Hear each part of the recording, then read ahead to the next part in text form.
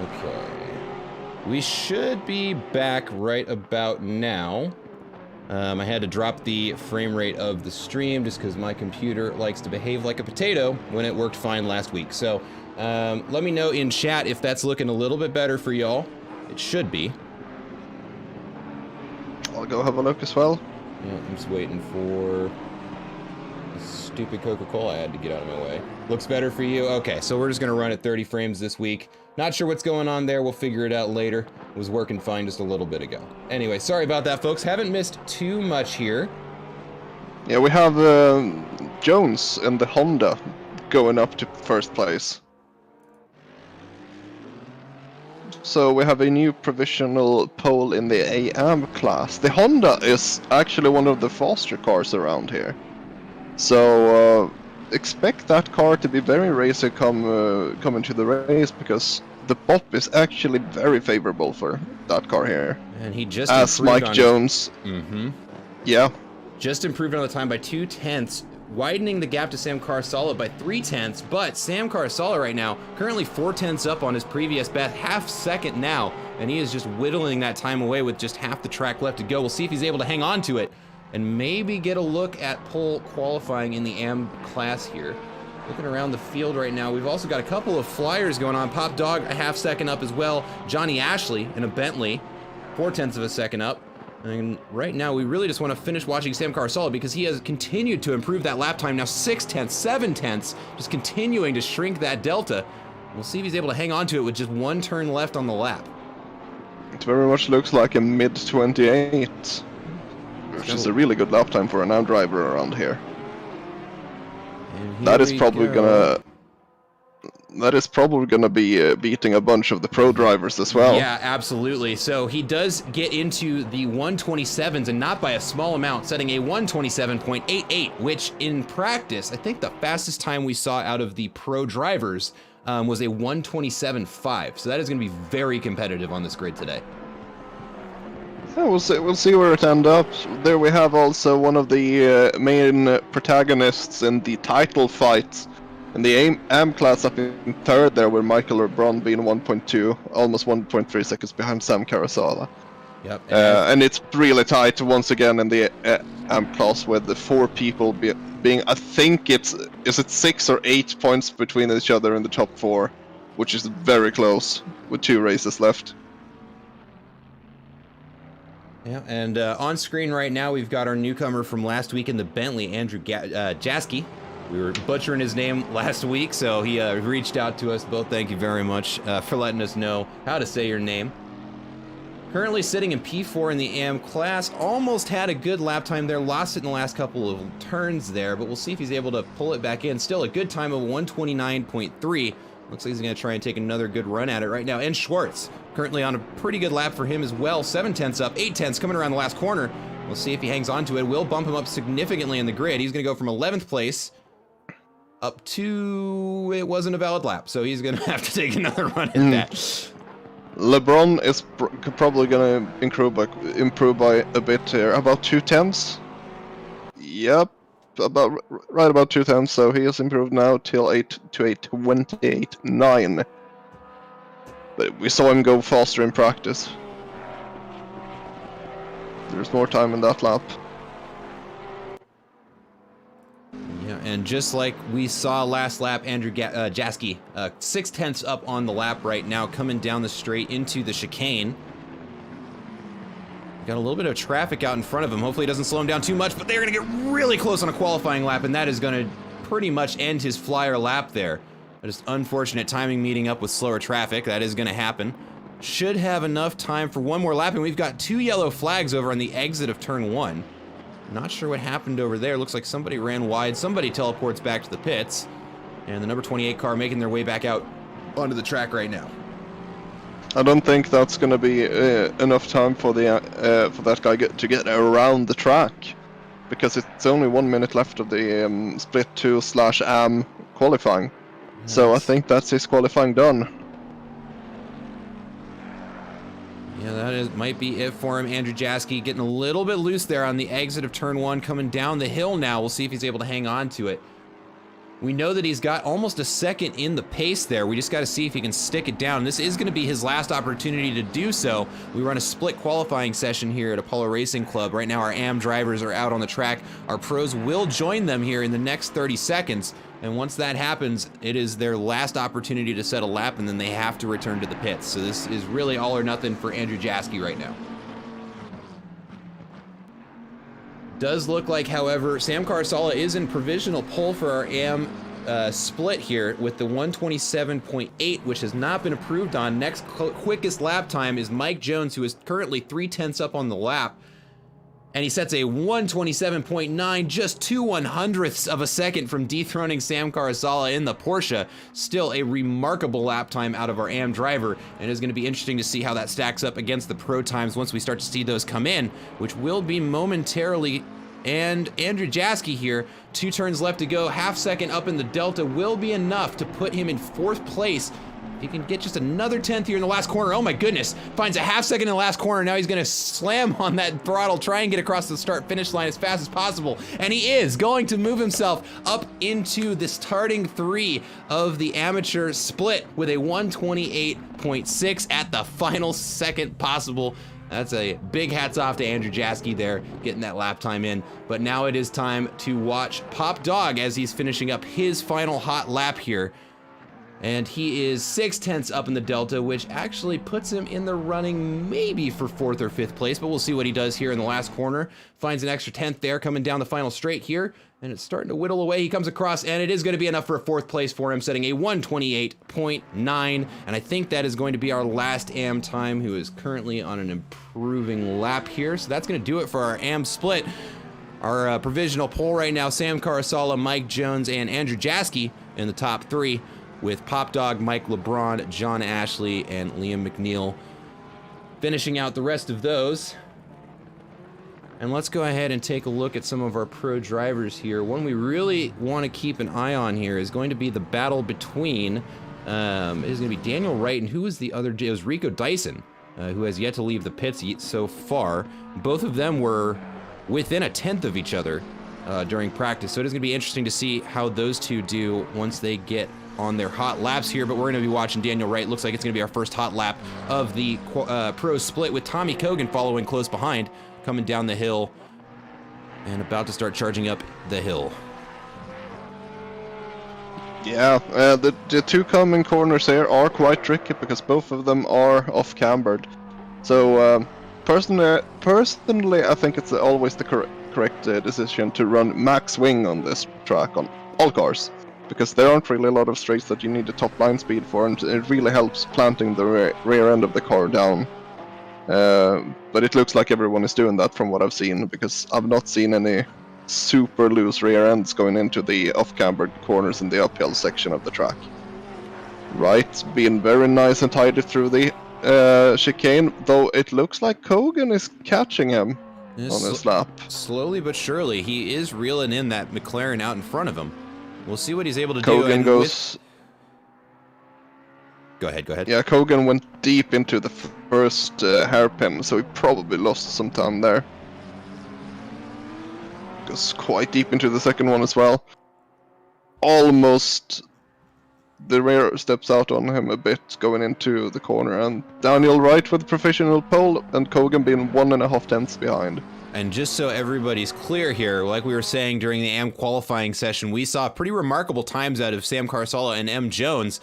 Just so we're 100% picture perfect clear here, Daniel Wright, one of the faster drivers in this league, in the pro split, only beat them out by just a hair over a 1/10 of a second. So granted, with the 1.8 update, it does take a little bit longer than we're used to warm these tires up during the quali sessions, but that does speak very well for those AM drivers who qualified with competitive times. Yep. Do we know where Dyson is? Okay, he's in the first hairpin now, coming through on his out lap, so he was a bit slow out of the pits, it seems. Braking for the final hairpin and starts his first flying lap now. This is the other name that we're going to want to keep an eye on here. As we were talking about during free practice, Rico Dyson had some very impressive lap times. again, fighting with Daniel Wright, somebody we know to be very quick here at Apollo Racing Club. It'll be interesting to see what he does once he gets this hot lap down. And to answer a question in the chat, is Warden back? We have not seen him yet. So that is going to be an absence from Spa as well as Donnington, but knowing him, he has probably got so many points that he can afford to miss a couple races. Which also... he is... Sorry, go ahead. I was going to say, it also means that his teammate Tommy Kogan has his chance in the limelight here, rather than competing with his teammate endlessly like he was in those previous races here. Yeah, worth mentioning here is that the current leader in the split split 1 is Tommy Kogan because of Andrew Warden's missed races, with Wright being, I think it was 13 points behind going into this round. So that battle, that championship battle is still wide open. As Alessio Melise puts it on second place, only 400s behind Daniel Wright at this point. Rico Dyson going into the first hairpin now. Let's see how this... Oh, it's very squirmy. He brakes, it looks like he's building a new gap, maybe heating up the tires a tiny bit more because he backed off on this current lap. Takes a wide line so he can get a better entry, and he has another go at it.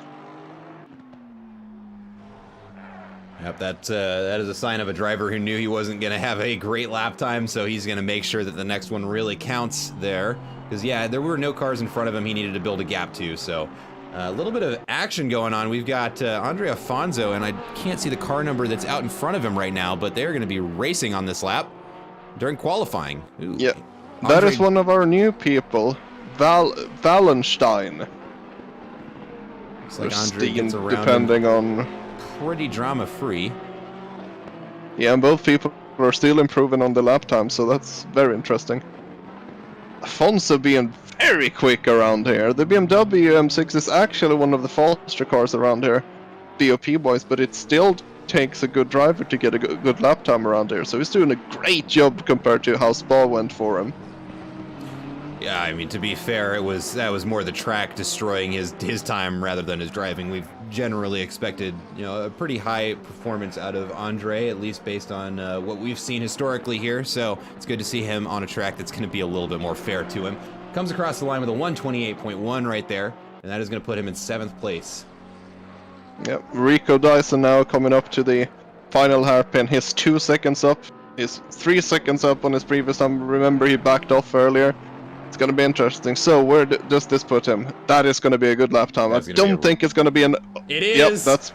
By 4/100ths of a second, we have a new pole leader here, Rico Dyson, with a 127.2, just barely boxing out Daniel Wright, and actually by only another small margin, Alessio Melise in the Ferrari, who set a 127.3. So I do think we saw a little bit of sandbagging going on during practice, but just as we are getting excited about Rico Dyson, Daniel Wright comes across the line with a 127.0.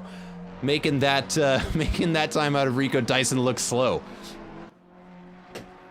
Yeah, it's gonna be really interesting to see it. Yeah, what's gonna happen into turn 1. Now Drake coming through the chicane right now, 0.3 up on his previous lap, so we may see a 120. It would be like a 28.3 or so right now, but finds another 0.3 in the second hairpin. And just with one more turn to go, can squeeze out a little bit more time, which would move him up into the top. Well, I think it'd put him in 6th. We'll see what he's able to pull off here. Finding a little bit of time there, coming around the corner on the throttle at a nice time. Doesn't quite get the wide line there, but it is going to be a pace improvement for him, moving him up into 9th place with a 128.3. Yep. Still a very solid drive for someone using a controller with the new tire models. And he is still faster than me. And it looks like Dyson is improving a bit, but it's not going to be enough to put him on provisional pole, and he has 1 lap more to go. And to add to Rico Dyson's concerns here, Daniel Wright currently a 10th up on his previous best lap. We may see a 126 here, but it looks like he loses a bit of time. No, gets it right back in the final corner. We'll see if he's able to hang on to it by the time he crosses the line. And he does shave off just a little bit of time there, a couple of hundredths, but does widen the gap to Rico Dyson, who now has that much more work to do to try and snag pole position from him. Dyson is currently 2/10 up on his lap, so it's going to be very close if he manages to keep it together. But he cuts one of the corners a bit too much, but he still carries enough speed through there, so he's 3/10 up now, going into the top of the mountain. Still improving. Losing a bit of time going out on the back straight before the chicane. 2/10 up as we're speaking right now. If he gets a good chicane here, he is very much in position to maybe be able to take the spot. Doesn't invalidate. Is still 2/10 up, gaining a bit of time. Well, this is I think he goes a tiny bit too deep there. He's going to lose on the back end of this, sadly.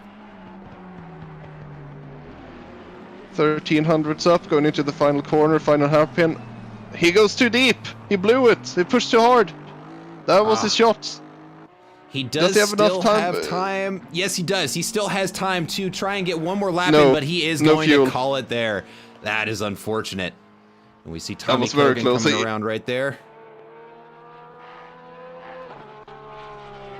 But I think that is going to be our starting grid, folks. So it does look like we have Daniel Wright, Rico Dyson, Alessio Melise on the podium positions here, followed by Tommy Kogan. Big crash. Big crash, where? I missed it. Ooh, number 15 over at turn 1. No, what I saw was Malin Pitch having a big moment. I couldn't really say where on track it was, but his front end was completely ruined. That's no fun. Also, Alexandre Afonso improving a little bit. Let's see if we can get another position out of this. If he manages to get a really tidy final turn, he might actually have another position, but I think he's a bit too tight on entry there, so he doesn't get the run that you want. And yeah, he keeps 6th. 6th is still a very good position for him. Do we have any other people? Yeah, Craig Bray is... Oh, okay, he's finished. So we have Eiston coming in for the final hairpin, and he's gaining time here. Is he gonna pip Kogan? He did not, but it was fairly close. So we have our qualifying position finished now. All right, that is going to be, so as we just saw, Daniel Wright, Rico Dyson, Alessio Melise in 1st, 2nd, and 3rd, followed by Tommy Kogan, Ice Tin, Andre Alfonso, Sam Carasala, Mike Jones, Melon Pitch, and Niall Drake to round out the top 10. And we're looking at we've got a good chance of a very exciting race here. The top 10, all within a second of 1st place as near as makes no difference. And the rest of the grid not that far behind. And I think we're going to see on an already tight track some very tight racing. The paces are very similar across all of these drivers. It is going to be interesting to see how this is all going to unfold here. Yeah, I think the biggest worry we're going to have on lap 1 is, of course, turn 1, because it actually narrows out quite a bit going into the corner. So people will have to watch out, so they don't spin each other around there. But also the first chicane, or the chicane on the track, because that also narrows down quite a bit when you go into it. So we're going to see if we have any moments going into there now for the opening lap. Let's hope not. We've seen some improved behavior out of our drivers here after we increased the penalties for lap 1 incidents, specifically turn 1 incidents. The drivers have been a little bit more tame, but as we're getting closer to the end of the season here, I think they're going to start taking a couple more chances wherever they can squeeze them in.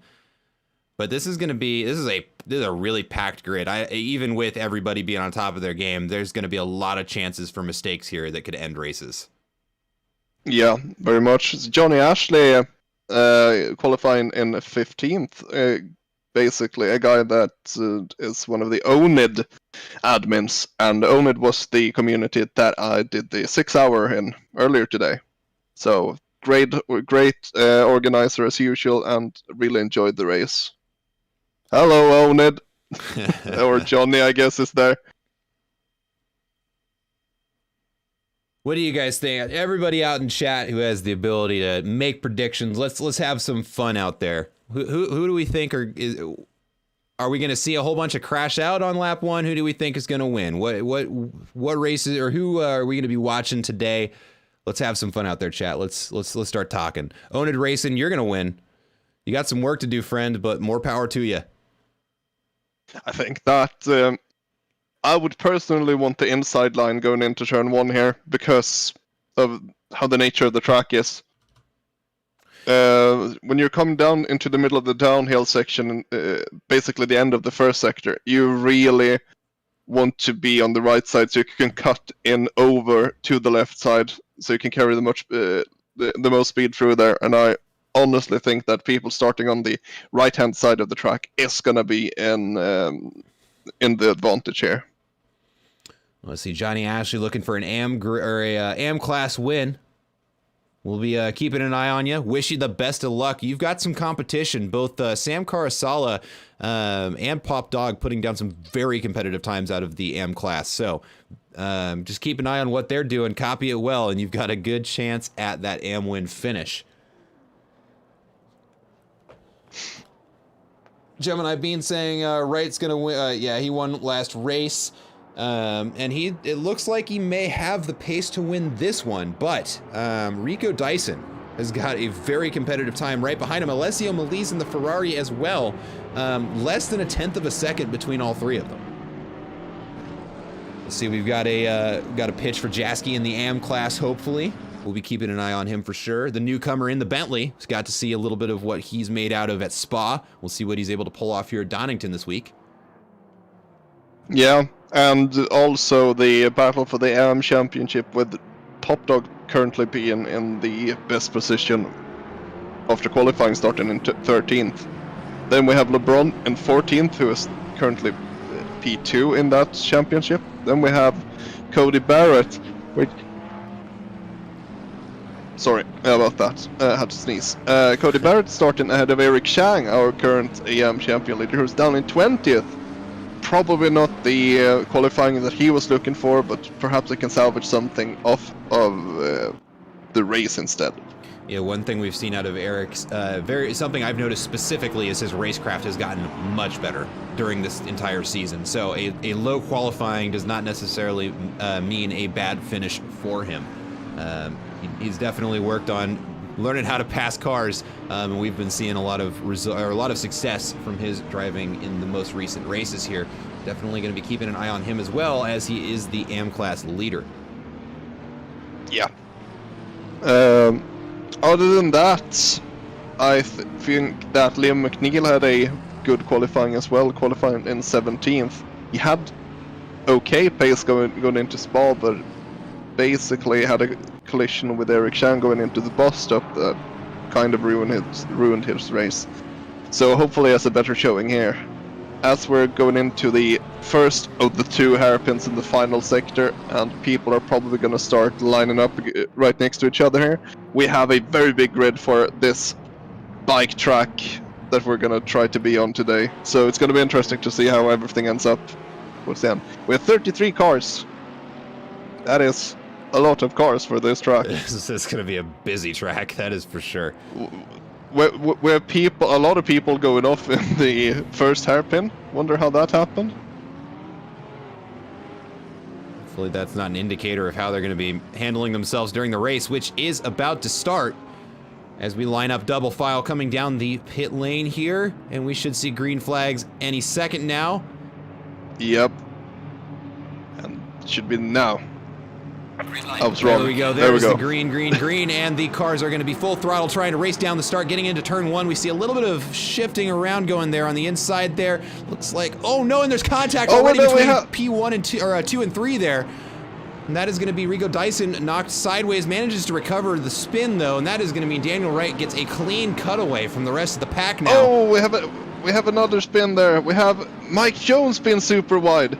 Oh, that's a really sketchy rejoin there out of that blue car down there from the helicopter view. Craig Bray making his way back out on the track right now. And there is action already just 2 turns into this race. We've got another huge pile up just out in front of us. Andre Alfonso sideways. We see a McLaren there trying to get off the track so nobody else hits him. Oh man. It's very close still. People are still side by side going into the off-camber corner, so we can still see some contact here. Who is that? That is, I think it's Schwartz being very close to people, and now Paul Wallenstein being very racy, up to 17th now. Ooh, we see it's a good job on him. is going to be towed back to the pits, and that is going to be his race over. So that is one retirement so far, one lap into the race. And we are getting ready to start the second lap already. We mentioned this is a short track. Not a lot of room here, and we've already got people trying to fight over the space they have. Daniel Wright starting the second lap of this race right now. And it is going to be difficult to catch him now that he has nothing but clean air and no pressure behind him to make him try and focus on something other than just driving that McLaren as quickly as he can. Followed by Ice Tin and Rico Dyson, despite that spin in turn 1, still manages to hang on to a top 3 position so far. Yeah, but biggest winner of the race start is definitely Daniel Wright, getting a big gap to the car ahead, behind instantly. So now he's going to have to manage the pace for the rest of the race and probably have a pretty smooth sailing all the way to the finish unless something unpredictable happens. Biggest loser out of the start, probably Jones, who dropped down to 21st from I think it was 7th in qualifying. So he had a nightmare of a start. Hopefully he'll be able to claw his way back. Worth mentioning is that Michael LeBron, one of our AM main protagonists, are in dead last. So he had something happened to him at the race start as well. Eric Chang gained 3 positions at the start, whilst Pop Dog is in 12th, so he also gained I think 2 positions, being chased down by Cody Barrett, who's also one of the main protagonists going into this race, the AM class. When Thomas Castellano goes in, was planning of doing a dive into the first hairpin, but instead stays tight, and looks like he actually gains a position there on Cody Barrett, who has the inside line going into the final hairpin. But good moves there by Thomas. Really good moves. Yep, and wise of Cody Barrett there to back out with so many cars right there that it would just run right into the side of his car if there was an incident between him and Thomas. And they're going to try and continue this battle, and look at just how tight this pack is behind Thomas. We're talking about almost 7 cars occupying a less than 1 second space here, and actually right out in front of them, number 411 car, Melon Pitch, is going to be working his way back out on the track and could not have timed that spin worse, as he is now just barely finds a gap out in front of the number 69 car, but manages to get back out onto the track incident-free, and now has some work to do to catch up to that pack that just got around him. Yeah, and Johnny Ashley being up to 9th, so he's doing a really good job here as well. He's under pressure from that Lexus. We'll see how he does. Other than that, Sam Carasala being up to 5th place, so that AM driver had a really good start, as well as Jaski, be in 7th. So, yeah. Another update on our starting grid, actually. Our 3rd place qualifier, Alessio Melise, down in 8th place right now. I'm not sure what happened to him. I think him and Dyson was the two guys being in contact with each other at the start, and basically bumping doors, as I was mentioning, I thought would happen, and both of them lost out a bit on it. Speaking of Rico Dyson right now, trying to track down Ice Tin in 2nd, but he is under pressure from Tommy Kogan in the Porsche behind him. And really, Tommy is not giving him an inch to try and relax here, because he is basically right on the bumper, at least as close as he can be at a track like Donnington Park. And you can see him squirming on side to side on this track, just looking for any way to maybe get around Rico. But really, I think he's just trying to apply some pressure, reminding him that there is an angry Porsche behind him and would really like to get around him if he could. Yeah, Dyson has to be very honest here and really keep his foot in it through the high-speed corners. Otherwise, that Porsche will eat him alive. That is where the Porsche is good on this track, in the high-speed rotation parts. So yeah, it's going to be very interesting to see how this one unfolds later into the race. I think if we're talking about difference between cars, the Aston is definitely the better car going through curbs. Probably also in the mid-speed corners, but it also has the better fuel mileage and better tire wear, if we can call it that. Whilst the Porsche is just overall a faster car, I'd say. But we'll see. It also comes down a lot to driving here when Dyson is getting closer to Eiston, who's actually driving another good race. He finished, I think it was 3rd. No, it was 2nd last race as well in Spa, and he's running 2nd here again. So good on Eiston. Yeah, and Easton is kind of in a good spot for his race right now. We know that Daniel Wright is, I mean, almost, well, he's 5 seconds ahead of the rest of the pack right now, but all Easton has to do is maintain his pace. He is fast enough in that McLaren. The Aston is going to have a remarkably difficult time trying to get around him, so he really is dictating the speed that these two cars behind him can drive at. But without getting too distracted on this race out in front, there is still a massive battle unfolding for 11th place behind Pop Dog. He is followed by a new name here, Paul Wallenstein, as well as Melon Pitch, who we saw had a off-track incident there a little bit, managed to weasel his way back out into this pack, and has worked his way up several positions. He was down in 15th, now in 13th in just 2 laps time, and we're going to see that Porsche get very close to the rear of Pop Dog there, almost causing a collision. Melon Pitch gets an excellent pass on the outside, capitalizes on that Porsche having to compromise his line, and that is going to be another position gained by the Nissan driver right as he collects Pop Dog and shoves him far off the track into the runout. I'm not sure if that was just a disagreement on pace or what happened there, but Melon Pitch is staying off track. I think he's waiting for Pop Dog to make his way back around.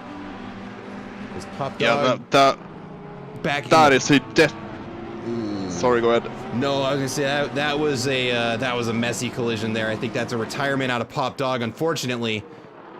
No, Pop Dog is driving, but he has contact with Thomas Castellani going into the chicane, and he is wide at the exit. He is dropping back so far now. He was doing such a good job for the AM standings, but now he's down to 27th. Well, he was running in an... Oh, Jesus, that's so unfortunate for him, and that's a really detrimental blow for the AM standings for his case. So now the top 2 AM drivers are running are Eric Chang, who's up to 12th, and Cody Barrett, who's in 13th. Well, the word of encouragement I'll give to Pop Dog, if he can hear this, you're still 51 minutes left in this race. You got plenty of time to recover some positions here. Yeah. So, I just gotta ask, do you think the age-old battle between Alan Sue and Tim Wilkins will commence soon again? I certainly Or is the gap too big? I certainly hope so, but after getting to hang out... Ooh, big stutter in the game there for me. Sorry about that, folks. Not sure what just happened. Game just decided it didn't want to render anything. But after hanging out in practice, Timmy Wilkins, this is his first week back on the new physics update, and he was really struggling to try and get a handle on that car. So we'll see if his pace improves throughout the week. Once he's back up to his pace, I'm sure we will see a battle between him and Alan Zhu once again. I'm not sure if it's going to happen during this race, though. We'll see, though. Yeah. Oh, something's going on here. Daniel Wright in 4th. What has happened? That means Ice 10 is currently running doing. I'm gonna go. Yeah, go watch the replay. I'm gonna go. Something bad must have happened there. Yep. What car number was right? I'm bad with 73. that. 73. 73. Thank you, good sir. I'll go have a look and tell you what happened. Yeah, we're gonna go ahead and we're gonna watch Niall Drake right now, currently under pressure from Alessio Melise and the newcomer Andrew Jaski. Coming down the hill. Go ahead. The chicane claimed a victim, basically going a bit too deep, so hitting the second curb too hard, bumping up the rear and spinning the car around. So besides him losing positions, he has also gotten a lot of graining on his tires, probably even some flat spots. So I think Daniel Wright, who has had a really good start to the race, is going to struggle from now on a bit.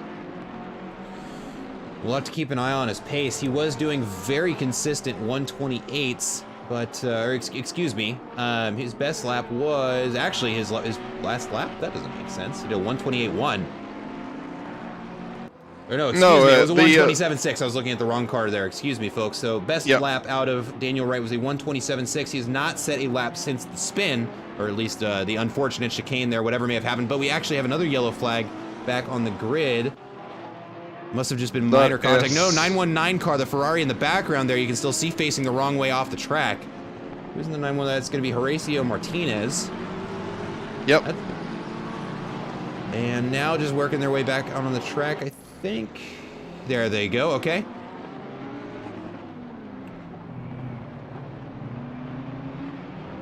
What are we, just a couple of laps into this race, and we've 7 laps into this race, and we've already had enough yellow flags for an entire race worth of time here. Right now we're watching Andre Alfonso here in the BMW. Ooh, we just watched somebody go way wide off of the hairpin there, the number 47 car. Thomas Castellani and Melon Pitch, it looks like there. I'm not sure what happened there. Both of them running way wide in that last corner and losing a couple of positions like as a result. Yeah, looks like Melon Pitch is a part of a lot of action here. He must have woken up on a really racy side because he's not giving anyone any favors at this point. I think I just saw Joshua Kimball getting past Schwartz into the downhill section, but Schwartz is much faster at the bottom of it. He's trying to get the outside line, but I think our admin Josh will probably not give him any space on the outside, which he doesn't do, so he keeps the position and is up to 22nd, currently chasing down Alan Su. Another guy who probably didn't have the best of starts is Alexandre Afonso, who is currently running in 20th. Who started? Was it 7th or 6th? I believe it was 7th. Yeah, he's down to 20th here. So hopefully he can recover and get back, because I know that M6 is actually very racy on here. Michael LeBron, who had a really poor the first lap, I think he got pushed a bit wide, is already up to 18th. So he's starting to catch the other AM drivers up in front of him, which is Chris Ungarian, Eric Chang, and Cody Barrett. So it's just getting closer and closer there. Yeah, we are currently watching on the stream Paul Valenstein, Eric Chang, and Cody Barrett right now. A battle for 11th. Like I said, there's just enough space between all of these. I don't think anything too crazy is going to happen here, but they are definitely going to be racing with one another. Looking around the rest of the track, Chris Ungarian under some pretty heavy pressure from Craig Bray, just a little bit behind on the track. That Porsche is... Oh, and we actually see the McLaren lose the back end coming around that corner, just dips it a little bit too far inside, catches the dirt and spins the car around. That snap oversteer is going to mean that Craig Bray makes his way around him with relative ease. And that is going to be a position gain for him and 2 positions lost for Chris Ungarian. Now running in 18th, 3 positions now, excuse me. And then yellow flag over in turn 1, car number 12. Just now getting their way back out on the track. I think they overcooked it into turn 1 and ran a little bit wide there out into the runoff. Doesn't look like anybody else was included in that incident though. But now he is going to have to think about some blue flags being waved at him, because now just a couple seconds behind on the track, Ice Tin in first place is going to be catching up to him pretty soon here. And actually, something must have happened, because the order has now gone from Ice Tin, Rico Dyson, Tommy Kogan to Ice Tin, Tommy Kogan, Rico Dyson. Yeah, the return of the Tomcat. And we can see actually just barely there in the background, actually, we're seeing Daniel Wright already has caught up to the pack despite being down in 7th place, if I remember correctly. And he looks eager to have first place back. I think the issue for him here is actually going to be to overtake, because it's incredibly hard to overtake on this track. The only real way to actually have a good overtake is pretty much you sending it into the chicane and then outbraking the other driver going into the first hairpin. Other than that, it's really hard to do any overtakes here. And if people just position their cars in the right position, it's not going to be possible. So, yeah. It's going to be interesting to see how he tackles the issue. Especially considering he's almost certainly going to be skittish on that chicane, considering what just happened to him a few laps ago. But when he was just a moment ago 3 seconds behind, he has already caught up to Rico Dyson. And now is going to be putting him under pressure as we come down into turn 1 here. Yeah, Eric Chang has gotten past Paul Wallenstein, who is... Oh, that is a very ambitious move. And Cody Barrett had to get out of it, otherwise he would have gotten collected by Wallenstein. And Wallenstein is now at 12th then, with Cody having to take evasive action to not get hit. So yeah. All right, we've got P1, Ice Tin catching up to Tim Wilkins, and currently in the back of the pack here, coming up the hill into the 2nd sector of the track. Oh, and they're going to get very close there on the outside. Timmy Wilkins just barely staying out of the way there. I don't know if that was his... Yeah, Tim maybe gone wider, but he really didn't have any room to do so. That was just very, very close racing there out of Ice Tin there. Fortunately, manages to get around him without causing an incident. And now these 4 are going to come down into the chicane, and we're going to see what happens here. I think that's the best shot there for Tim, since he wasn't really fighting for position. It's just letting the leaders by at that point. But good thing that nothing bad came out of it, and and the battle keeps going on for the lead. It's so close between the 4 leaders, and now we have another back marker in front of them, being It's going to be Daniel Castillo or Castillo. Yeah, exactly. One of the two. I think it's Castillo. It's Castillo this time, I think, who goes wide onto the grass, leaves enough space for everyone. And Easton gains a position there, getting past Dyson. No, it's not Easton. I meant Wright. Sorry. Yep. Yeah, my bad. Yeah, even with tires that are almost certainly torched after a spin over on the chicane, still has a commanding pace here at Donnington. Yeah. Aston Martin Best Looking Car Award out in the chat. I beg to differ. Yeah. I'm not a big fan of how the Aston looks myself. Best look. That's actually a good question. What is the best looking GT3 car out there? I have a controversial opinion on that one, but yeah. Okay, so he's saying Dyson's looks clean. That's why he's liking it. Okay, so it depends. All right, all right, chat. Let's talk about this. Let's have a discussion here. Actually, hold on. I'm going to get interrupted because over in the first hairpin, we've got some yellow flags over there. Trying to find the right car to get over there. I think somebody just ran wide. Yeah, I don't see any incidents or collisions reported there, so don't mind me, folks. We'll go ahead and look back at the battle for first here, where Tommy Kogan now right on the bumper of Ice Tin. But what I was going to say, chat, is, are we going to factor in liveries to the equation, or are we just talking about if we gave every car the same coat of paint, which one looks the best? Let's define the discussion. Every car with the with just a normal carbon fiber body without any stickers or anything. What is the best looking car without any livery, basically? I would have to give it to the McLaren. What do you think? I would have to give it to the McLaren. The thing just looks like a spaceship. Ooh. I'm not a big fan of the McLaren's look, but I have a very controversial opinion on this one. And I know that no one is going to agree with me on this, but I really like how the Honda NSX looks. It looks so good from the front. The rear is not the best looking thing, but the front looks great. And like how the car looks from the side is also really good. So my favorite looking car is the Honda, personally. Together with the Audi. The Audi, like that specific... what should I call it? Design has been around since I think it's 2006 or no 2008, and it's sort of become a modern classic already. So I really like how the R8 looks.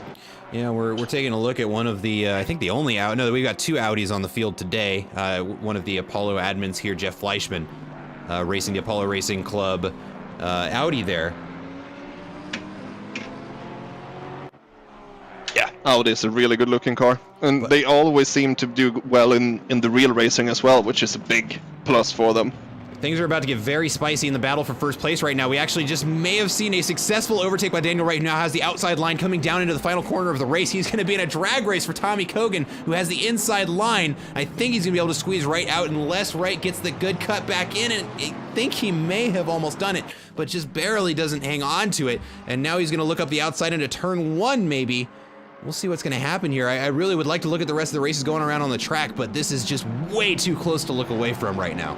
Yeah, this is the closest battle for the lead that we've seen in a long time, and I think for the race sake, I think it's a good thing that Eisen is running in front at the moment, because he's not really pulling away, so he's keeping everything just clamped up together, so this battle will be going on probably until the pit stops.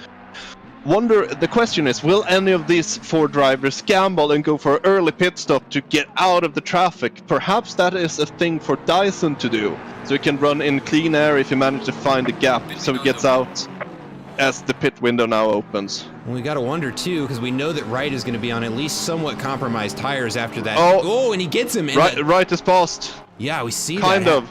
Well, I don't know. He's got a rough line coming into the chicane here, but I think Tommy Kogan is just going to back off and let it happen there. Yeah, he got offline. I think he went a bit too deep on the top of the hill.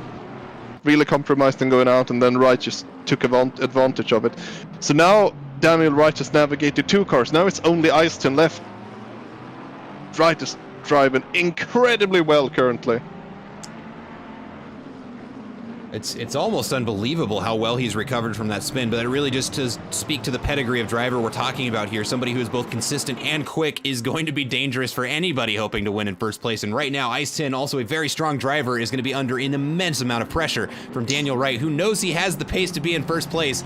It's just the question of, does he have the patience to wait for the opportunity to take it without ending both drivers' races here? one thing I want to mention is that out of the 4 drivers that are currently driving at the front, as Liam McNeil goes wide into the final chicane, I think that Daniel Wright is the one that has been adapting the best to the new tire models, because he's been on it since that Spa race and really been doing well, whilst Tommy Cogan has been lacking a bit behind in the Porsche. Porsche took a big hit on pretty much all of the tracks on the BFB, whilst the McLaren got faster. So yeah, it's going to be very interesting to see how the end of this race is. But because Cogan is not, I'm not saying that Cogan is, that there's a big pace difference between Wright and Cogan, because they're still really close to each other.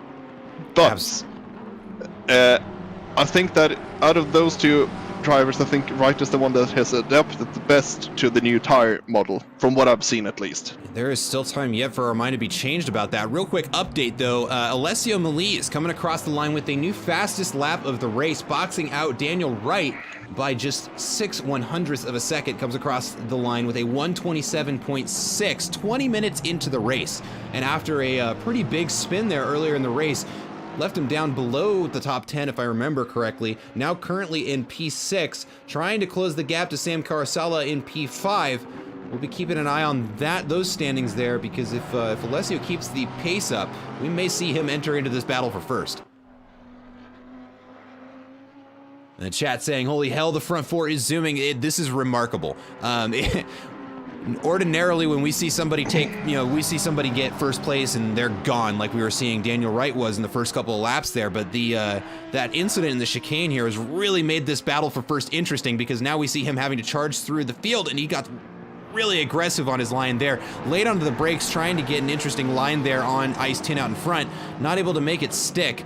And he is going to continue that down into the chicane. We can see Tommy Cogan getting really close to the back of Daniel Wright there, and may have a look up the inside on the chicane here if he's feeling brave enough. Not going to be enough. It's going to have to be off to the chicane. But Wright goes very fast. Now he basically has a really bad exit. Yeah, this is going to be the moment for Cogan. If he's going to go for a dive, it's going to be now. It's going to be now. But he's too cautious. He should have gone for it there. Because Wright had such a bad run going out to the chicane. Oh, but look at him, ran wide there, iced in. He's managed to keep the car out in front. We're way too much happening going on right now. Oh yeah, it's like what's it called? It's like Olton, but with the leaders instead all over again. Yeah, exactly. Just a real quick update on a couple of races. We're going to look away from this battle for first, just for a brief moment here. We've got Eric Chang currently under pressure from David Jiang, one of the newer Aston has spin spun. No. Wright has spin spun round. And he gets collected by Sam Carasella. No, it's a nightmare for Daniel Wright. Big damage to both cars there. I think Sam Carasella is probably going to have a lot of front end damage, because he pretty much T-boned Daniel Wright, who was trying to get back on track as fast as possible. And now Niall Drake is up to 5th, I think, with Jaski being in. I should still be in 8th, I think. Yeah. All I'm trying to do is make sure everybody gets some screen time and we miss the incident. Damn it. Yeah. I think the incident probably was between Cogan and Wright, because Dyson is up to 2nd. It's right on the bumper on Eiston now, going into the hairpin. Right on the bumper. It's a bit slow through there though. I don't think it's going to be. Maybe it's going to try to go for a move. No, Eiston seems to be covering it off well. But Cogan is right up on the rear of them now. Is it Cogan's turn to take the lead now, as it gets a really good run on Dyson going through the first chicane, and they're side by side going into the second one, whilst Dyson though have the inside line. But Cogan is much deeper on the brakes, but goes a bit too deep, so Dyson keeps the 2nd place for now. Wow. Geez, all of that inside of one lap, folks. Okay, I'm going to start doing my updates without looking away from this so we don't miss any more action here. So an update, like I was saying, Eric Chang, who we were saying qualified in the below 20th position, which we said was uncharacteristic of him. As I said during the pace lap there, his racecraft is proving to be pretty instrumental here, as he is now up into 10th place. And that is not a result of the pit stop staggering. He has just put on an incredible performance so far. Another update, so Sam Carasella now in the pits, so we don't necessarily have a good representation of... Wright is also in the pits. Wright is also in the pits, Liam McNeil in the pits. Craig Bray coming in right now. So the pit stops have begun. 14 minutes left in the pit window. They all have a mandatory stop they are required to take. And as we were talking about, Alessio Melise now gone from 5th to 4th. And we can see him in the background there of that camera shot there. Just a couple of seconds off of these guys, one corner behind. We are going to see Alessio Melise in this battle for first in probably just a couple of laps here. Yeah. The Ferrari, I'm fairly certain that the Ferrari got a bit of its weight reduced on this track, so it should be a bit racier. But what I've found personally is that the steering characteristics of the car does not fit this track at all. So I'm not a big fan of the Ferrari on Donnington myself. But it seems like Alessio Melise is doing very well there. The Italian driving very well. Let's take a look here. So pit stops are now messing up the leaderboard, so then we're not going to really have a great picture of where the standings Dyson are goes here for deep. a couple of minutes. Kogan's gonna have him here. Yep, you got him Kogan's easily. gonna have him here. It's not easily. Oh, never mind. It was easily. My bad. Well, yeah, I was gonna say he got right past him. Oh yeah, I was looking at chat just to see if there were some questions, but it weren't. So I think you were a bit ahead of me because I looked at the overtake on the stream. Interesting here because now the leaders are starting to come into some back markers. Yep, we see that Ferrari there dives on the inside there, trying to get out of the way. Does interrupt Rico Dyson's line there a little bit. Despite their best efforts, now Jeff Fleischman is going to be under fire here from Ice Tin. No, that's Campbell. Or is that Campbell? Okay, that's I just saw an Audi and assumed it was Jeff. Oh, Ice Tin getting really close to the bumper of Campbell there, and that gives Tommy Kogan a good run on him. But it looks like Ice Tin is defending really well. He's doing a good job, but no. Oh then, no, Rico. And Campbell gets in the way of Dyson. Dyson is having a hard race right now. Yeah, despite his best efforts, he is having a rough time with blue flags, and we can see that number 28 Audi just get out of the way. Okay, all right. I think he got the picture there, but now Rico's going to dive in. Very awkward entry into the pits there, but I don't think he had any other choice at that point. And now the battle for first is down to Ice Tin and Tommy Kogan. Hopefully, Rico Dyson making the decision there that clean air is better than trying to get unlucky on blue marker passes. And the battle between Ice Tin and Tommy Kogan is going to rage on here. Yeah, also Daniel Wright has been pulsed by Johnny Ashley in the pit, so the AM driver is currently ahead of our pole sitter. So it's going to be interesting to see how much Johnny is able to salvage off of this race, being a fellow European, so it's also very late. Very late for him.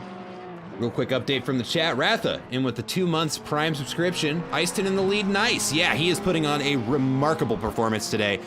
Maybe due to some, well, the driving is insane, but his first place currently position is almost certainly due to some misfortunes in the battle for first, but he is capitalizing on every advantage that he's being handed and is now under pressure from Tommy Kogan, who's really having a tough time getting around him because Ice Tin is in the perfect spot to just defend that position as if his life depends on it, and he's doing a remarkable job. We've had so a far. crash. Have we? Where at? Yeah, Tevin Campbell spun out and hit the wall before the climb in the middle of the second sector. So he has a lot of front end damage, but good for him that he hasn't pitted yet, so he can still get that damage fixed. Tommy Kogan when into going the into the pits. And now Ice Tin, as well as Alessio Melise into the pits. So Ice Tin is now going to have a couple of laps here to try and capitalize on the clean air here. Doesn't have any pressure behind. We'll see what his lap times do. His last lap was a 129.0. We'll see what he's able to pull off without having to think about defending too aggressively now. Yep, it's going to be very interesting to see if Tommy is able to undercut. Is going to be able to undercut Ice Tin, because I think that Tommy has a bit more like base pace in him than Ice Tin does. So basically, Ice Tin now has to really hurry on so it doesn't get undercut by either Kogan or Melise, because Melise is still in this. If he got a good pit exit entry and got onto the boxing position in a good way, which it looks like he did because he's not far away from Kogan. They got released at the exact same time, so Kogan and Melise are probably going to be fighting here in not too long. And they received Dyson coming out right behind Kogan.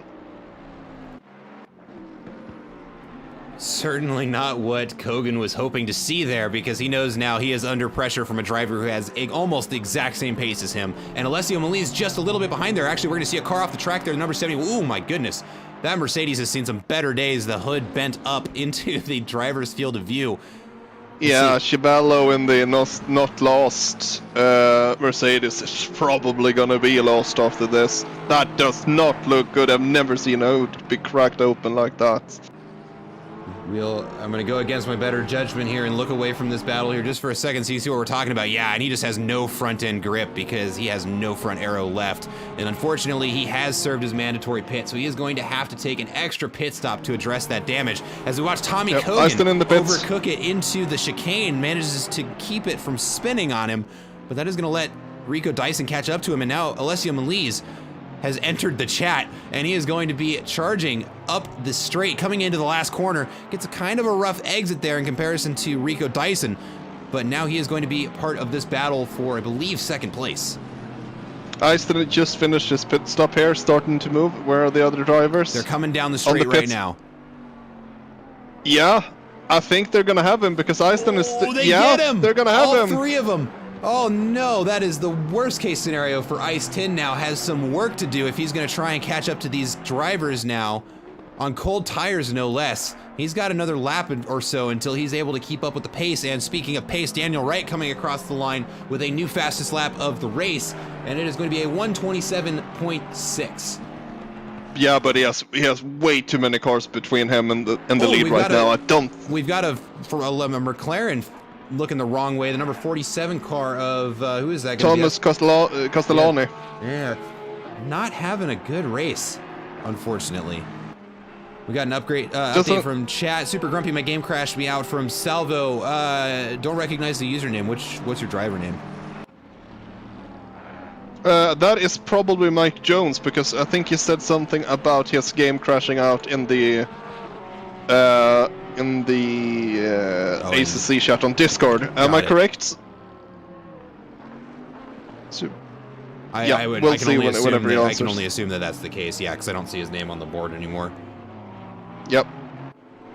All right, let's see. We've got 4 cars that still have a mandatory pit stop to serve here. Tommy Kogan's pretty much running on his own right now. Not sure where Rico Dyson went. Must have had a rough couple of corners here, but Tommy Kogan is running away with this. Currently sitting in second place. Who's in first? Oh, it's Jaski. Right, yeah. But he's in the pits. Jaski and Chang. Yep.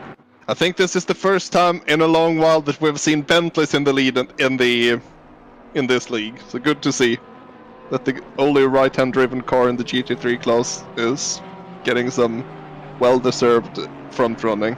Ooh, Tommy Kogan runs a little bit wide there at the bottom of the hill. Now he's gonna have to try and get around this Ferrari out in front of him.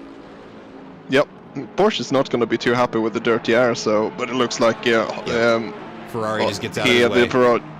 Yep, it's a good job on him there. Oh, Salvo's Cody Barrett. Oh, that is unfortunate. Oh, you were having quite the race there, friendo.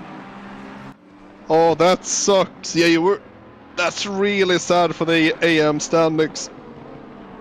That's really unfortunate. My condolences for real. That's really shitty. All right, let's see. Right now, the battle for first not as hot as it was earlier, so we're going to hop back to the battle for 8th right now. Chris Ungurian, we didn't get to see him in action at Spa, has made his way here to Donnington Park and is trying to fend off the newcomer, Andrew Jaski, and Johnny Ashley right behind him in another Bentley. Yeah. One thing that I also want to mention is now when one of the protagonists are out on the AM standings, Eric Chang is in an incredibly good spot, because the closest rival to him, being Michael LeBron, is currently running in 19th. So it's going to be a lot of spots in between them right now.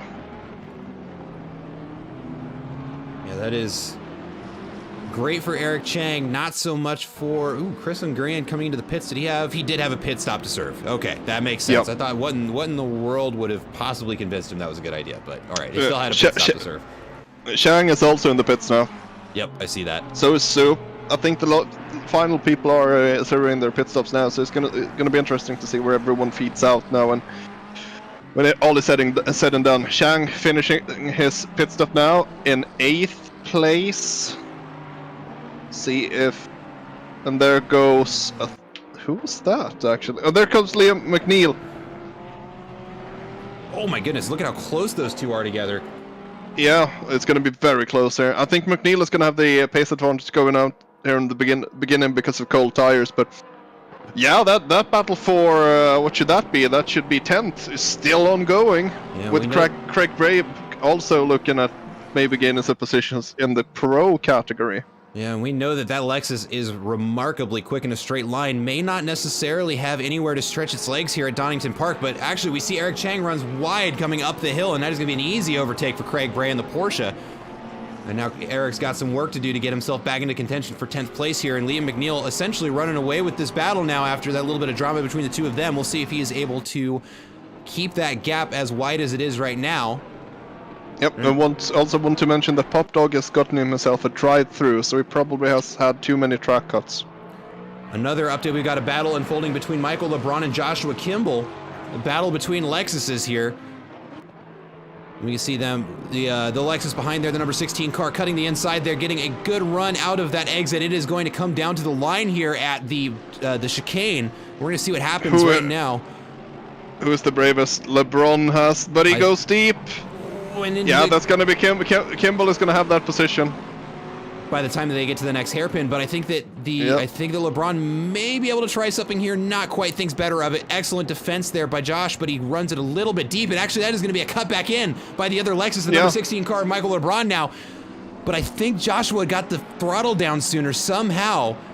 And now they're just going to keep trading looks here at the inside line of each of these corners, but it does look like Joshua Kimball is going to come out better of it, but that did allow the Porsche of Alan Zhu and the Audi of Jeff Fleischman to enter the picture here, and we may now have a 4-battle car for 16th position. Yep. Yeah. Got a shout out from the chat. Let's go, Jaski. They've been putting on an Jaski and Johnny Ashley, they're side by side going into the first hairpin. The two Bentleys are fighting for the current AM standing lead, the AM lead at the moment. Johnny goes a bit deep, but he looks like he's just running off the corner. Let's see if the British driver can get a good run here. But it doesn't look like it's enough, so we'll see what's going to happen in the following lap here. But it's really close for in the battle for 6th now, with Johnny being very racy for racing in the middle of the night. No kidding, and I think that's Daniel Wright coming up behind him too. Oh no. Yep, and he is parked on the outside of the top of the hill here. Manages to get back out on the track without causing any drama here. But that is going to be a massive impact on his hopes for finishing first in this race. Yeah, now the battle for 16th is a 4-way battle because Alan Zhu and Jeff Fleischman has gotten involved now as well. Oh, we have a pit maneuver! Joshua Kimball got spun around by Michael LeBron and lost 3 positions off of that. That's so sad for him. He was driving such a good race. Cody Barrett is back into the server now. Is in the pits as well. Question is, will you be driving anymore? Looks like you are. Heroic efforts, my guy, after the crash. Right now, Liam McNeil under fire from Craig Bray. Battle for 10th is unfolding here between the two of them. We can see Eric Chang there in the background has a little bit of work to do to get back into contention for 10th place here. There is the pit window closing. I think all of our drivers managed to get their mandatory pit stops taken care of. We can see a plane landing there in the background. Just a quick reminder, Donnington Park is directly adjacent to a functioning airport. Yep, which is a interesting thing. I don't really understand why they decided to put a racetrack here, but I'm not going to complain because the first sector is really good. Yeah. Let's see. Yeah, so this just 0.2 of a second between these two cars we're watching right here. Liam McNeil in the Lexus in front and Craig Bray in the Porsche behind. Oh, and Liam McNeil goes way deep into the first corner, and that is going to be a simple overtake for Craig Bray, who all he has to do is just take the line correctly and gets around him without any struggle. right behind them there is Eric Chang and David Chang fighting it out for 12th place. Both of them being AM drivers, so this could is actually very important for Chang to keep ahead here, so we can maximize the point gap between him and LeBron. Another battle to keep our eyes on here still between Andrew Jaski and Johnny Ashley, but Daniel Wright has entered the fray here. As we've hit. Is Wright? Wright is directly behind Johnny Ashley right now, and actually they're side by side coming down into the final corner here, and Wright is going to get the outside line there, just lurches in front of that Bentley like it wasn't even there, and now he is. That is very smart. Yep, and now he is setting his sights on Jaski. The reason why it's so smart from Johnny to do that is now we can just follow Wright up close, and when Jaski is getting out of the way, Johnny might be able to just capitalize and gain a position off of it. So that was smart, just making the pass easy for Wright so it doesn't lose any time on it. Good racecraft. One thing that is worth mentioning. Liam McNeil still under fire from Craig Bray there in the battle for 10th. Eric Chang has closed up that gap just a little bit, reducing it under 1 second where it was just a little bit while we were watching it. But also exciting going on right now. It looks like Rico Dyson and Tommy Kogan are starting to get into it, and Alessio Meliz now battling it out for first place. Aston coming up to Joshua Kimball, who's back marker at this point, so hopefully Aston gets by without any major issues. Looks like that is gonna be the case, yes. Update from Cody Barrett. He's just hanging out in the pits so you can watch the replay. A little easier to watch it there than leaving the server. Understood? Yep. Okay. Let's see here. There's a lot of very important battles going on right now, and it's going to be difficult to try and pick which one we're going to watch. Daniel Wright does get around Andrew Jaski with relative ease. Does not look like Johnny Ashley was able to capitalize on the pass there. He is still going to be behind the other Bentley driver. And another lap is going to unfold with these two battling it out. Andre Afonso has caught up to the pack, and now he is a part of the battle for 7th place. And Daniel Wright is probably going to now begin his charge up to Niall Drake, who is just a couple of corners ahead of this pack. Yep. And we also see a back marker being Paul Wallenstein being in the middle of everything, probably holding Jaski up a little bit here at this point. And not a good part of the track for that poor back marker. Not really a lot of places for him to go, but he does find a spot there to go outside. Almost confuses Jaski there. We see Andre Afonso there gets a little bit loose during that overtake.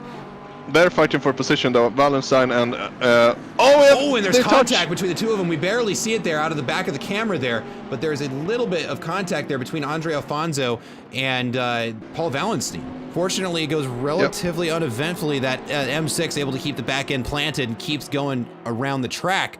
Certainly not going to be happy about that though, and we'll be keeping an eye on the gap between these two because it'll probably get spicy when it's time for Andre to try and overtake that Porsche out in front of him.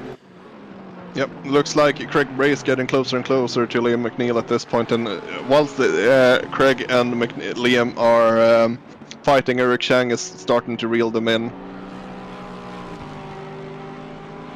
Mellon pitches back up to 13th after his very eventful race. So really good drive by Mellon at this point.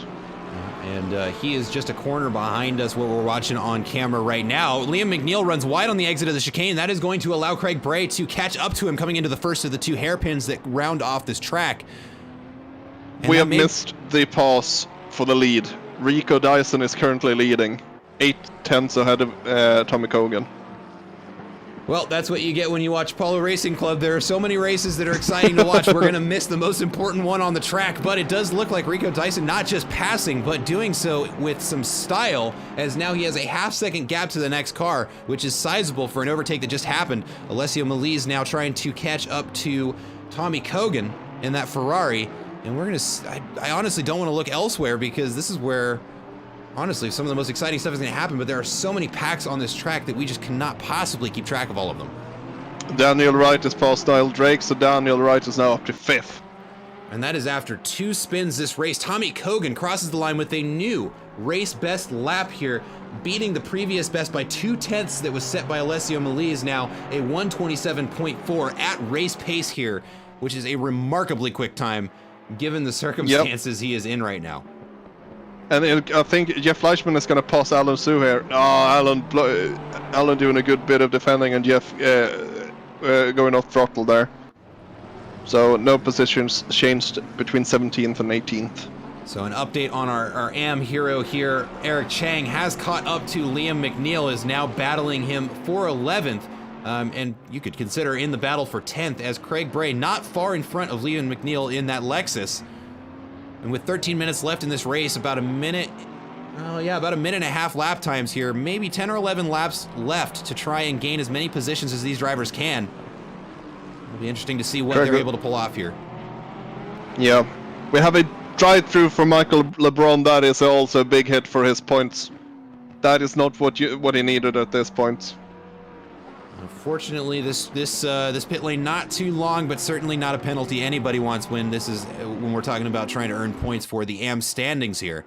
Yep, especially when you're only, I think it's 3 points behind Eric Chang in the standings. That was not good. With only one round left after this, worth mentioning.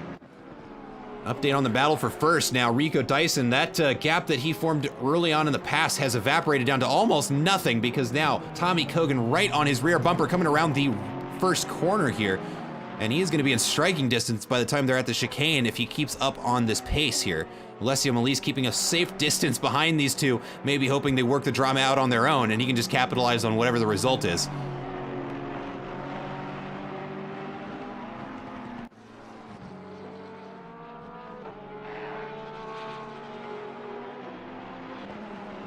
Let's take a look around the track here. Craig Bray currently trying to fend off Liam McNeil. He is catching up to some backmarker traffic here. We might have some action here. 2 cars that these 3 are going to have to get around in order to continue this battle, and that actually pans out very well for Mellon Pitch, just a couple seconds behind. If they get slowed down enough, he will enter this battle for 10th, and we will see some action almost certainly between these 4 cars here. It looks like Craig is going to try on the inside. Timmy Wilkins takes the outside, nice and safe line, allows the faster traffic to get around. Good call by him. We're going to see what he does in the first turn here. Melise is going for a move on Tommy Kogan now. Yep, on the inside of the first hairpin. Yep. Ooh. Alessio has gotten past. Yeah, it looks like Tommy Kogan just overcooked it a little bit into that first hairpin, and that was enough for Alessio to capitalize on it, just like we were saying, hoping that the drama gets worked out between Rico Dyson and Tommy Kogan. He's just going to capitalize on whatever advantage he can get, and that is exactly what he did. And now he is going to have to worry about fending off that Porsche. Who knows that he has the second place pace and is going to try and get it back from him. But Rico Dyson now setting the new fastest lap of the race with a 1:27.4, just 3/100ths of a second faster than the previous best set by Tommy Kogan just 2 laps ago. Yep. And there, Jeff Fleischman gets past Alan Sue when Sue goes wide into turn 1. Got a back marker there, throwing a wrench in the works for this battle for first place, but they all 3 get around him safely. 11 minutes left. Now there's a 1-second gap between each of the cars for the battle for first. Let's look around the track here for any other close battles here.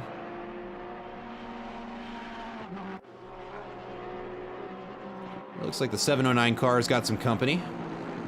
I don't think that's for position. No, that is a back marker in between him and Liam McNeil. Yep.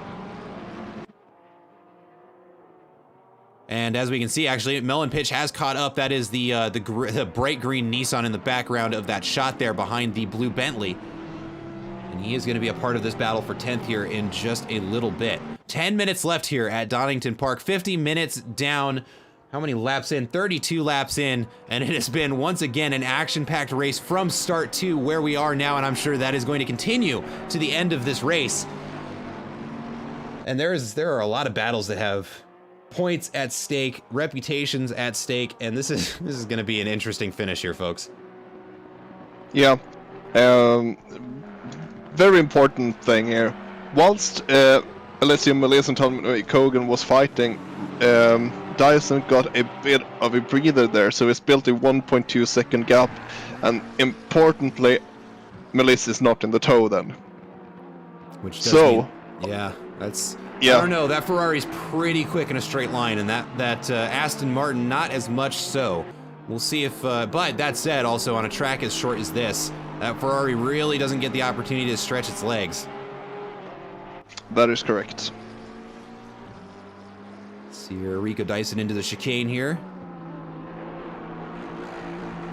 Takes a nice safe line there. Ferrari doesn't really get an opportunity to capitalize on it. Michael LeBron being really close to Chris Hungarian at the moment, going into the back straight. All right, let's take a look over at that battle here. They were within 0.2 of each other in the uphill section there, so looks like LeBron dropped back a bit. He's carrying way more speed than Hungarian into the chicane. Looks like he had to back off a little bit. Let's see what they do coming down into the hairpin.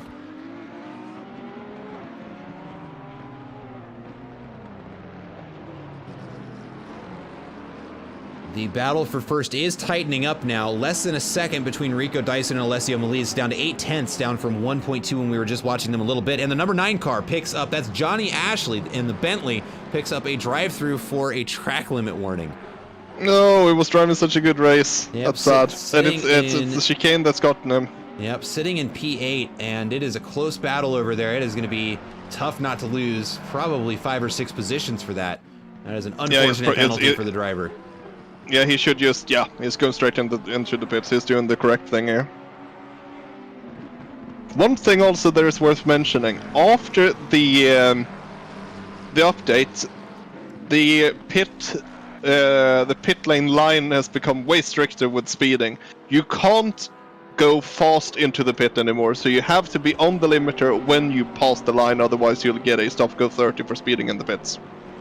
Yeah, I just wanted to mention that. No, and I actually got the butt end of that one during a public race that I was a part of just last night. It used to be as long as you got down below the speed limit before the rear axle crossed the pit line, you were good.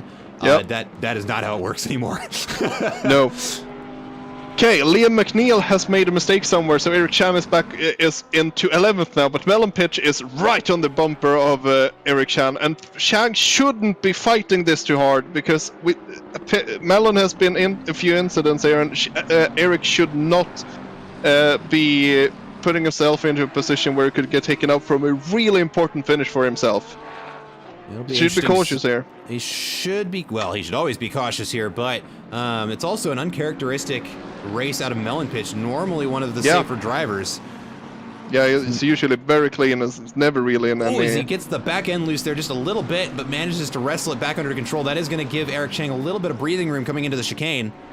But now that Lexus of Liam McNeil may have a fighting chance to try and begin a battle with Melon Pitch here in just a couple of corners, depending on how the two of them do it. And Melon Pitch overcooks it, gets a good line through there. Somehow manages to hang on to control of that Nissan and just blows past the Bentley there with relative ease. Now has the outside line. They're going to try and battle for the cut back in for the straight. Looks like Eric Chang got a good exit there, and now it is going to be a drag race down into the final corner of this lap. Melon should have this position. He has the better line going in. Yeah, that's going to be a position for Melon. Good covering off there on the switchback as well. So good job there by Melon, up to 11th. He was running in the high 20s previously, but now he's up to 11. So really good recovery drive by him. Imagine what he could have done if he didn't collect himself in a bunch of incidents in the early stages of the race. Yeah, but nonetheless, making no excuses here with his performance, because he is, you can see if you watch the rear end of that Nissan, it is getting loose. He is pushing that car about as hard as he can manage, and he is producing some results. And actually just behind us, the number 47 car has an off track there. Who is that, number 47? That is Thomas Castellani again. And also Craig Bray had a big moment in the uphill, or the corner before the uphill, because it looks like he has a bit of front end damage there. Yep, and we can see him in the back of that pink Porsche there. That's who we're talking about. Craig Bray is soon to be under fire by Melon Pitch here, depending on how much damage that Porsche has taken. And another thing to remember, that Porsche picking up front end aero damage is extremely detrimental, because unlike every other car in this game, it only has a fuel tank in the front. So once that front aero is gone, you really start to struggle with understeer, especially once you get into the lower fuel loads like we're seeing with just 4 minutes left in this race here. He is really going to be fighting to hang on to control of that Porsche. Yep. Right now, Rico Dyson just finishes racing around some back marker traffic. We can see somebody there, just the bottom of that corner, or of that camera shot. Looks like it's going to be Timmy Wilkins there. Just runs wide to let the traffic get around him. Good call there. But Alessio Melise has managed to fend off Tommy Cogan this entire time, and he is really fighting to try and get caught up to Rico Dyson, but that Aston Martin's pace is just untouchable to that Ferrari behind him, and with 4 minutes left here, does not have much time to try and make that pass happen for first place. It's going to be interesting to see what they do now in the final stage of this race. But looking around here, just for any other battle that's going on, Mellon Pitch doesn't have too much drama going on. Eric Chang keeping a nice safe gap to Liam McNeil of a second to the next car behind. Number 121 car, Ice 10, there we go, is under fire from Daniel Wright. Here's the battle we're going to watch. Two McLarens here coming around the first corner, and they're going to begin their charge down the hill and see what happens here. I don't know if I'm Ice 10 that I'm trying to defend this battle, but I believe at this point of the race, you might as well with just 3.5 minutes left. Yeah, I know, but I'm slow and Daniel Wright scares me, so I'd get out of his way. Not get your elbows out and earn your colors. It's very well worth to be fighting here. It's just about 3 laps, 2 or 3 laps left of the race. You're both in the same yellow flag category. right in front of these two. Okay, looks like they keep it drama 3. It's just Timmy Wilkins again letting being a behaved blue flag car there, letting the faster traffic around. Thank you very much, Tim. I think he had a moment and crashed out because his front hood looks really damaged. Oh, you can see it in the back there. The hood of that Bentley is bent up a little bit. Yeah, Alessio Melise is getting closer to Rico Dyson at the moment. I don't think he's gonna be able to get past, honestly, but he's getting closer. It's going to take some very aggressive driving out of that Ferrari to try and get around the Aston Martin. And at a track like this, where there's so little room to work with, for as nimble as that Ferrari is, it does need some room to really push itself. And that Aston is just so compliant and safe to drive. It's going to be really easy for Rico Dyson to just hold his line for the next 2 minutes and essentially shut Alessio Melise out of any chance of finishing in first place here. Yeah, and for one of our mainstays in the league, I think Tommy Cogan is not going to be in position to fight for anything else but third at the moment. So, yeah, unless something happens between Dyson and Melise, maybe between each other, I think Cogan is going to finish third in this race. Does look like the battle for 12th is heating up here. Eric Chang has been caught as we watch him get around. That's Jeff Fleischman. That's not a position pass there, but is going to be fighting this Lexus now, coming into the first hairpin. And is that Rico Dyson right behind the two of them? It is. That is our first place and second place drivers there now, catching up to another battle for position. And now nobody knows what to do because all of these battles matter. And it's not just a matter of just yielding a position. Oh, yeah. Oh, this is going to be very... Oh, Jesus Christ, what's going on there? The leaders are really getting held up by that Lexus and Rico gets on the grass. Oh, Jesus Christ. This is going to be so close. And that is the final lap now just starting. It is going to be a compromised start to this lap for Rico Dyson, who just a minute ago had a very safe look at first place, now being held up by backmarker traffic, who are also battling for position. Lexus off track on the outside, and now the Ferrari is compromising to not try and hit that Lexus. Manages to get around him. Now they're going to begin their charge down the hill. Aston Martin still out in front of that Ferrari, but the patience of both of these drivers has to be completely eroded at this point. And now, with just 50 seconds in the race, no more laps left to go, that Ferrari only has a couple of corners left here to try and make the pass happen. Can Rico Dyson hold it off? Can that backmarker just not interrupt this race, please? I think that Eric Chang is actually in a very peculiar position here, because either he lets them by, but then at the same time he lets Liam McNeil back into the fight, or... It looks like that's what he's going to do. Tommy Cogan now is going to be the compromised one. He does get around him, but now... Oh, no. Cogan goes straight. Now Eric Chang is going to have Liam McNeil right back up his chuff. And the battle is going to come down to the last 2 corners for both of these positional battles. We're going to watch Rico Dyson and Alessio Melise here finish up our race. Timmy Wilkins off track, out right in front of them. Good call to stay off the grass there. And it is going to come down to the inside. The Ferrari looks up the inside, realizes he just does not have the room to make that pass happen. And coming around the final corner, down to the line, it is going to be a win for Rico Dyson in first place, followed by Alessio Melise in second, Tommy Cogan in third, and the battle between Eric Chang and Liam McNeil, uninterrupted, are going to finish 12th and 13th. Yeah, Mellon Pitch getting a 30. In action. Oh no, Ice 10 right at the final hairpin there. Collects Jeff Fleischman in the final corner. That is going to allow Daniel Wright to pass him for 4th place. And that is going to box Ice 10 now down into 5th. with just 2 corners left in the track. Oh no. That was I missed it completely. That's so sad for We just Iceton. barely caught it on stream here. But Ice Tin, what an unfortunate race after such a strong start out of our pro driver there. Daniel Wright barely managing to pinch out 4th place because of an incident there in the second to last corner. Man, it really came down to the wire here. We've got a couple of more people making their way across. I'm trying to get the cameras over there. Pop Dog back in the pits already. I don't think we're going to be able to catch any other battles going on. At this point, everybody's crossed the line. I think Johnny Ashley is the last car around, probably. No, Craig Bray is the last car around, and he is coming into the final chicane now. Not chicane, hairpin. Yep. Last corner right there. And he is going to finish the race here at Donnington Park in 10th place, and that is going to do it for us here at Donnington Park.